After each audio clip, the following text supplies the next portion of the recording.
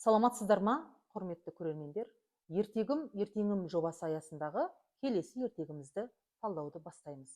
Ертегіміз алдыңғы ертегілердің жалғасы, ол неміс жазушысы Распенің Мюнхгаузеннің басынан кешкен хикаялары деген кітаптың ішінен. Бүгінгі ертегіміздің менің оқушымның есімі Әлихан Бостан, менің есімім Асылзат Асқанбекқызы. Әлихан, бүгінгі ертегіміздің тақырыбы қандай? Аты? Шана сүйреген қасқыр. Шана сүйреген қасқыр. Ертегі желісі қандай? Баяндап бере ғой. Бір күні Мюнхгаузен атына шанасын жегіп алып, Петерборға жолға шығады. Жылқы үркіп, Мюнхгаузен шошып оянады. Ұйықтап кеткен ғой Мюнхгаузен шанада, иә? Иә.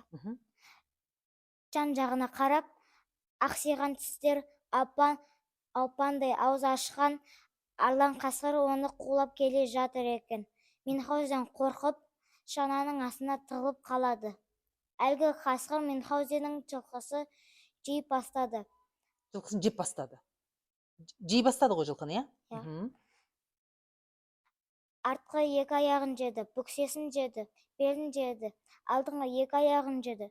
Басын жейін дегенде аттың қамыттың қасқырдың басына киліп қалады. Мюнхгаузенге керегі осы еді. Ол қанағатсыз қасқыр ар шанасынан жегіп алады. Қанағатсыз қасқырды енді Мюнхгаузен шанасына жегіп алды. Мюнхгаузен оны өмір бойы қартайғанша жегіп жүреді екен.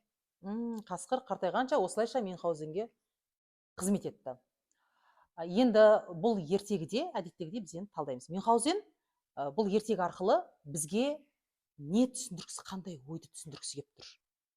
Қалай ойлайсың? Бұл ертегіде Мюнхгаузен айтқысы келген ой балаларға, адамдарға жаңағы қасқыр сияқты адамдағы бойындағы қанағатсыз құмарлық болады. Егер адамдар өзінің бойындағы құмарлыққа көзсіз ұмтылып, жан-жағына қарамай, тек құмарлыққа беріліп кетсе, тап бағанадағы қасқыр сияқты құмарлық жегіп алып, қамытты басын киіп алып, құмарлыққа құл болады. Керемет.